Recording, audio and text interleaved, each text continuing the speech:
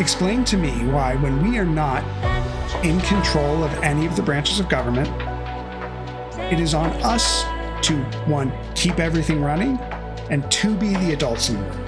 How can we not lay the responsibility and the weight of governing at the fucking feet of the people who control all of the branches? Why is that solely our responsibility?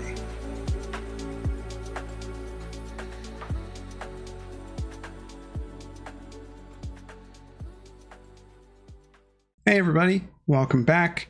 Once again, Ryan and I are here. You will notice that this one did drop a bit earlier than they normally do. It was also recorded a bit earlier than they normally are. That's because I felt like it was important to discuss this while I'm still deep in my feelings about it, and also while I am still processing the failures of strategy that led here. So, if you're plugged into politics, you know that the government was shut down for about 7 weeks. And you will know that on Sunday night, in the dead of night, 7 Senate Democrats and 1 independent who caucuses with Democrats decided that they were going to go ahead and give up the fight.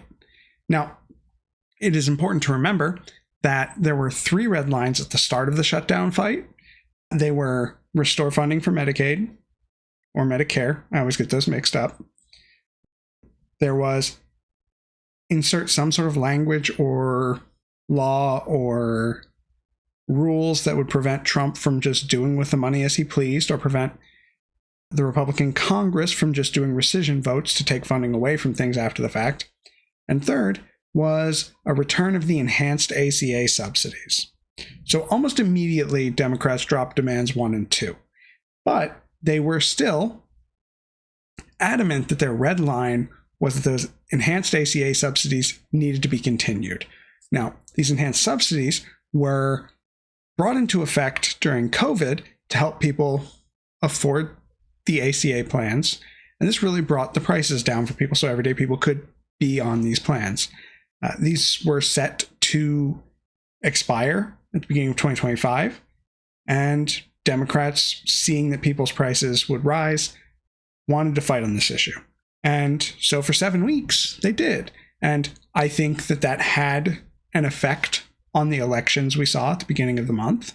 I think that that had an effect on the morale of the party, because I can tell you that last week, prior to this, so many people were much more energized and feeling much better about the party and much better about our position, which is what makes it so absolutely demoralizing that less than a week after some pretty large election victories, in the dead of night, they caved. And I want to set the stage. So we know that there was an ongoing fight about SNAP benefits. We know that government employees weren't being paid. We know that flights were being canceled because the ATCs who weren't getting paid couldn't manage, and so there were less of them in, and so the number of flights had to be reduced to reduce stress. So I know there were knock-on effects. I think, and I will let Ryan chime in at some point, I'm sure, but I think what gets me is, one, the defeatist attitude about this. Angus King, that independent senator from Maine, I believe, who was leading these negotiations, had continuously voted to reopen the government. He got up on that podium and meekly stammered his way through, well, it wasn't working and they were never going to vote on the subsidies. They were gone. I just want to be clear about the way you negotiate. And I want to be clear about how you sort of set expectations. And so I'm going to start by saying it is not my expectation that Democrats actually be willing to let the government stay shut down forever. But I think that needs to be your public position if you are going to negotiate. I think your public position has got to be consistently, we will not stop until our demands are met. If you were trying to do neat little things on the side, you're trying to be cute somewhere. If you were saying, well, you know, people are hurting it, the other side will pounce on that. And what you saw from Republican messaging during the shutdown was that they were pretty adamant that they wouldn't budge. Now, whether or not they would have, they were certainly facing a hit in the polling for it. In public opinion, they were facing a hit. Their constituents were pissed. MTG was jumping ship. And so there was pressure there. But so many on the left believe they never would have caved. I don't think we're in a world where they wouldn't cave. And even if we were, even the optics of people not getting their Thanksgiving fucked up by Trump's government is an extremely powerful tool to be cynical about it. Yeah, I actually do. I do actually agree with you on this in that I am admittedly one of the people that does fully and fundamentally believe that Mike Johnson at no point was ever going to cave. I think he is genuinely craven and evil enough that he wouldn't, but just because he wouldn't doesn't mean that we shouldn't have made the Republicans own this and shouldn't have extended this theoretically to Thanksgiving and made people realize that this was their fault. They were the ones unwilling to negotiate, not us. But I think the sad part about the whole, the press conference at the end or on Sunday and all the other stuff is they say, oh, these people, everybody felt all this pain. Well, to be fair, no real pain had even been met yet. Ultimately, the 8 Democrats 7 plus 1 that folded really gave up the game to the Republicans by essentially being like, by talking a big game for 40 days by saying, oh, well, we're going to shut the government down. And then the moment there was even a tiny bit, they fold. I mean, to be clear, there were people who were not getting their SNAP benefits. That was ongoing. The court case on that is murky. True, but we were not even a month in into that. And I think it comes down to a couple of things.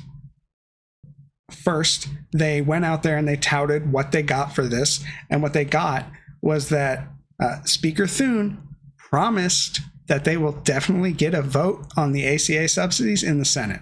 Now, Mike Johnson has pretty much said he doesn't think that'll happen in the House, so assuming the Senate passes it, which it won't, but assuming the Senate somehow miraculously passes these, Mike Johnson then wouldn't bring it up for a vote in the House.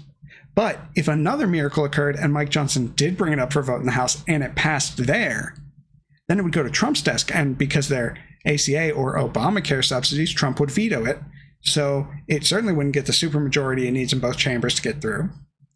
And so that's not really a concession. They said, oh, well, then all the people that got reduction in force or laid off essentially from the federal government over the course of the shutdown would get rehired and get their back pay, even though back pay was already guaranteed by a law in 2019. And then it would also say that, so this funding bill goes through January, this new stopgap, and it also said that those people who were RIF'd and brought back could not be fired through January. I think it actually extended even longer. Nope, it is the same. Was it just January? Just January. Okay, I thought it was further. Okay. Yeah, so January is the line here. And now you're saying, okay, so we're going to have this fight again in January. And the issue with that is, okay, but why would Republicans think that they had to give any concessions in January? They know we'll fold. We've folded. They know exactly where the pressure points are. They know exactly who to lean on. So this fight can't really happen again in January, because if it does, it's extremely callous on the Democratic side, because you know you'll now be hurting people and you've already given up the game that you're not going to get what you want. Not that I think that there's some kind of grand strategy to this, because there isn't. I will say, even though January is only 2 months away, it is admittedly closer to the midterms, and it might be easier to tie that vote then to the Republicans, but it's not like that means it's going to look good for Democrats that they let it happen in the first place. So I'm not saying the optics are good either way. It's just I'm not. I still don't see this as a good thing for Republicans. But I mean, But look at what it's done to morale on the left. And it is not I just know a far left people who are upset. It's fucking it's liberals. it's Midas touch.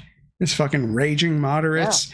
Brian Tyler Mhm. Cohen, David Packman, Adam Mockler, Luke Beasley. There is not I mean, an the apparatus on majority the of the left that's caucus is okay. not happy. No. And so you killed the momentum that we had. You've not gotten any of your demands. You've now made your position in terms of negotiating weaker because they know you will fold. You have also sort of like I think there's another thing before we get to who caved and the stuff behind that. Beyond that, there's another thing that really pisses me off about every narrative about this shutdown that I keep seeing that no one will fucking acknowledge or say anything about. It is always, well, people were hurting, Democrats had to do something to stop that. Explain to me why, when we are not in control of any of the branches of government, it is on us to, one, keep everything running, and two, be the adults in the room. How can we not lay the responsibility and the weight of governing at the fucking feet of the people who control all of the branches? Why is that solely our responsibility? Yeah, why is it? It's always been this. I mean, this is unfortunate. This is something people have been saying. I've heard people saying this for at least the last 2 decades, which is true. Why is it the responsibility of the Democrats to be the adults of the room? Why is it that when the Republicans get control of literally every branch of government, that everyone fully expects them to be idiots, and we're supposed to just work with them? And why? Why are we Well, supposed to do anything for them? They won't for us. listen, I could understand working with them, but this was not working with them. This was getting nothing for our votes. They need our votes. That in a functional world means that they then need to do something to earn those votes. And we cannot let it be that all you have to do is threaten to starve people and you can have whatever you want. We cannot function in that way. And it is disingenuous to allow this to continue in this direction. And I think, like, listen, I can conceive of the argument whereby, oh, well, we have now brought these ACA subsidies to the forefront of people's minds so they will know when their premiums go up that this is the Republicans' fault. And I can see an argument for that. However, we know that the ACA subsidy increases were already going viral online at the front end of this and before it. We know that this was already happening. We know it would have happened. And what we also know is that people will instinctively blame higher costs of living on the party in charge. So this already would have been a thing that got tied at their feet. But yeah, true. But so we get nothing for this. And we didn't even drag this out to Thanksgiving, one of the busiest travel days of the year. I think maybe the busiest travel day of the year around Thanksgiving, where if people's flights have been canceled next year at the midterms, they would have remembered, oh, remember we couldn't go to Nana's for Thanksgiving? Yeah, Trump did that. And that's a powerful fucking reminder. And it is the same thing about, hey, occasionally someone needs to touch a stove. We were getting close to touching a stove. And Democrats went, not all Democrats, I want to be clear, those 8. But since we're on those 8, let's talk about those 8. So go ahead, Ryan. Okay. Well, what I was going to say was, obviously, I don't think it was just 8. I know our glorious minority leader did vote against it. But it seems very clear. There's a lot of mixed reporting around this, but regardless of what the actual story is behind it, it doesn't look good for Chuck Schumer. It's either one of two things. It's either one, he always he sides with them and wanted it to shut down, which means he's feckless and couldn't just say it, own up to it. Or B, he can't control his caucus, which is not good either. I saw some reporting that apparently he had this conversation that they wanted to do this back in October, and he said to wait until November after the elections. And I do believe he specifically chose these 8 because he knew that they were either retiring or they weren't going to be primaried, which is bullshit. Yeah. I think a lot of times there's this narrative around Senate Democrats that there's this rotating villain strategy in terms of they'll just if they don't want any change, so they'll always just swap somebody in. I think that's disingenuous most of the time, because it's not like they're swapping in different people. When we were seeing this narrative a lot, it was always, it's Joe Manchin and Kyrsten Sinema. Well, yeah, it's not rotating villains if it's the same 2 assholes every time. That's just 2 assholes. Like, this is very different, because what we know is that they're either retiring or they are not up until 28 or 30. And the thought is that people will not remember this by 2028 or 2030, which is very, very likely. The electorate has the memory of a goldfish. And also, these are all people from safe seats. These are all safe Senate seats. So really, it is optimized to give these people cover. Now, you have people who are very, very real about their opposition to this, like Chris Murphy, who was pissed. Chris Van Hollen, who was also pissed. Bernie, obviously, was not feeling this. Sure, but again, as you said, Ryan, it is like, this is a leadership problem, because we have to look at this either Chuck knew about this and orchestrated behind the scenes, which is bad, because that means he wanted this to happen, and 2, orchestrated this poorly, because they could have waited until past Tuesday. So we at least had like a week of us having succeeded. Like, let that news cycle play out for a little bit longer. So he could have pushed that back. He could have picked people who were, because there are other safe seats.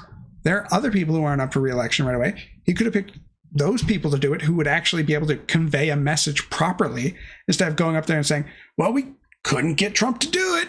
Couldn't win. Like, the messaging there was dog shit. And so that's, if he was orchestrating it, he is both inept and duplicitous. And if he was not orchestrating it, he's feckless and unable to either notice or control 17% of his caucus. Nancy Pelosi would never lose 17% of her caucus on a vote. She wouldn't lose 17 people from her caucus on a vote. Nancy Pelosi put people in line. Chuck Schumer can't do that. And yes, there might be reporting that, behind the scenes, he's the one who kept it going so long. I don't fucking believe, like, first of all, I've no reason to believe that. And even if that were true, like, I think there's something to it when they all say, well, we went into this knowing we couldn't get what we wanted. Okay, so first of all, you should never say that. Never. Because now you're like, we put people through something that is hard for them, like all the federal employees that missed 2 paychecks. Like, we should just, fuck those people. We knew we'd never get anything. And fuck all the people who were like, hey, we want you to fight. Okay, but just, until like Sunday night. As strategists or people who have been like, look, we know that shutdowns rarely pay off. They've never paid off. But that's not the mentality to have in this situation, especially when it's actually trying to help people's lives. And they went about this all wrong. And honestly, I don't even like that. Personally, I'm not even a big fan of our minority in the House being Jeffries. Jeffries immediately backs up Schumer. Like, now Jeffries is younger, but like, this is a serious problem in the Democratic Party, which is it's a gerontocracy. We got to get rid of these older people. We have to get rid of them. I'm sorry. Like, we had an issue with Biden being too old. And And now, even with Schumer, and he just doesn't have the ability to lead the party anymore. And the Senate Majority Leader and the House Majority, who is often the Speaker or close to being Speaker. Those are the two most important party roles before the president. We need serious leadership there, and yeah, Schumer needs to be primary. I mean, his time has come. Yeah. I think there's something even more damning for Schumer than just the fact that he lost 8 of his caucus to this. It is the fact that he lost Dick Durbin, the fucking party whip. That is the guy whose whole job in the Senate is to get people to vote with the party. He is to whip the votes for the party. And either this guy went behind Schumer's back and fucked him over, or he was working with Schumer to whip the votes he wanted. And again, like, I think the difference is messaging right from the outset. There's so many Democrats going, oh, Republicans will never buck, they'll never fold. And then you've got Democrats already behind the scenes signaling, oh, we'll fold. So why would Republicans bend? Exactly. And they won't do it in January either. So, and then you do this and you give Trump, you do this and you give Trump a boost. Now he feels ascendant because he knows what buttons to press to make you snap to attention. You fucking vindicate every time that Mike Johnson opens his lying fucking mouth about, well, it was a Democrat shutdown, because you see, as soon as Democrats didn't get anything and they just agreed to it, so they could have just gotten nothing and agreed to it right from the get-go, and the government would have been open. And you know what? Exactly why you don't do that, which is what they did. Which is what happened. And I get that this has helped our image. But the problem is, I don't know what the polling is going to say about how then us immediately caving on the shutdown looks in response to that. I feel like there was a lot of energy that got torpedoed. And I feel like it is the vast majority of the party that was like, no, we could have kept going for a little bit. As a matter of fact, after the elections, we had a stronger hand than we did before the elections. I mean, very, very true. I think it's very upsetting, and it's the kind of thing that, you know, you mentioned, like, yeah, many of these senators are in much safer seats, but the Democratic Party is a lot better at remembering during primaries when we suck. And also, we just don't know what the electorate's going to be like in the next 6 months. I just don't want to, I mean, I know our feelings are really raw right now. I don't want to get too bent out of shape, because we just don't know what, we don't know what news cycles are going to, I mean, look what the last 6 months have been. I mean, we don't know what is going to happen in the next 6 months. Again, I will say that I'm in my feels about it, but I'm in my feels about it because the strategy was bad. It was dog shit. Because 100%. The timing was bad. Because any way you look at it, this was a bad way to close out the shutdown. You did it in the dead of the night, which makes it look bad. Nothing ever gets passed that's good at 10 or 11 p.m. on a Sunday night. So it doesn't look good there. You put out people who don't have their fucking messaging in line, who try to sell it as a win, which was never the correct thing to do there. Just be like everything about it looked wrong, right? Like, why couldn't it wait till a Monday? Why did it have to be so late? Everything about it just seemed like bullshit. Like, it was stank to high hell. It was poorly framed. It was poorly rolled out, and it feels like generally no other Democrats, like Senate Democrats, maybe knew, but not all of them, because I know for a fact that had Chris Murphy known about this sooner, he would have said something. Because as soon as he heard rumblings, as soon as there were public rumblings, he was immediately out there saying, under no circumstances should they fold. Call them and tell them not to fold. So had he known sooner, he would have said something sooner. Had people in the House known, they would have been sounding an alarm. Had the governors known, they would have been sounding an alarm. And so there's just a very weird, like, piss poor political calculus here. And I think you've done a lot to hurt the fact that you have power. Like, Republicans were legitimately afraid of the shift they saw in voting last week. And then you have now assuaged some of those fears. Like, it just doesn't look good that it's clear he kept a significant number of senior Democratic leadership out of talks because he knew that they would oppose this very deal.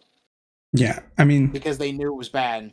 Yeah, like there's reporting that other senators were fine with this or were secretly happy about this, and I'm sure there were. I'm sure there were, yeah. But the thing is, at the same time, whether or not they were personally happy with it, they were in fact probably doing the will of their voters by keeping it going for a little bit longer. And you have this sort of,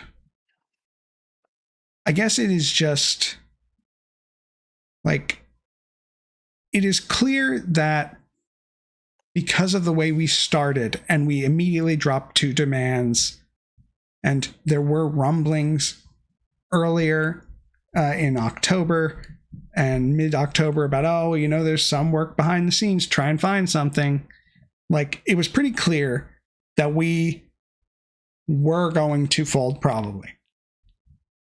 And the problem is, if you are negotiating, you cannot let that be the narrative. It was a failure on that front, and I'm just not happy about that. And I think I'm not happy about the way we rolled it out. The messaging's dog shit. And I think, like, we could have done more. And again, even just waiting until a week after the elections or a week and a day, like, give that some time, give that feeling of success some time to set in with the base and with your voters, to sort of inoculate them against the fact that you're going to back down on this other thing. Like, let that sit for a little bit. It could have even been like another week after. Like, give it, a little bit of time. Like you said, a whole news cycle or so, Yeah, before Thanksgiving. Yeah, because when you look at it just generally, like, the party who is in the minority who causes a shutdown, which I would argue that is subjective. It really depends on the substance of the matter, but usually they catch all of the flack for the shutdown, right? That wasn't happening this time. And part of the reason that wasn't happening this time was because the Republicans were so dog shit at their fucking messaging and their visibility around this. Mike Johnson wouldn't bring the House back in. Trump was saying, don't negotiate. Trump was throwing Gatsby parties. He was fucking building a ballroom. He was globe-trotting around the world. He was giving $40 billion to Argentina. All of the wins were pushing in our favor. And we could have let them feel the consequence of their actions a little bit longer. And people will say, oh, well, this is people's lives. It's not politics. I want to be clear. Politics is literally people's lives. Like, the reason that we have SNAP benefits is because of politics. Politics is the idea that we take people's material conditions and we change them in one way or another. And that is dangerous and that is risky, but that is the entire idea of self-governance in a democracy. It comes from a misunderstanding that politics is a game, but it's not a game. Politics is an actual... It's the framework of everything that leads to our lives. It's the laws. It's the way we enforce those laws. It's what you can buy and where you can buy it and how much of it you can buy and whether or not it's safe when you get it. It is every aspect of your life touches on the idea of politics, whether or not you want to believe it. It's just that some things are so baked in, we assume that they don't really touch it. But that's not true. Right. It's not. That is accurate. So, that I have said my piece. Do you have anything else you would like to say? Not much. It's not... It... As is most things in America, it will... How quick it can swing from really great to absolutely abysmal dog shit is impressive. Yeah. Okay. Well, that is it for us. We will see you in a little bit more in a week, because if I have done my job editing this, you will see it before Saturday. So, as always, take care of yourselves, take care of each other, and I will see you in a little bit.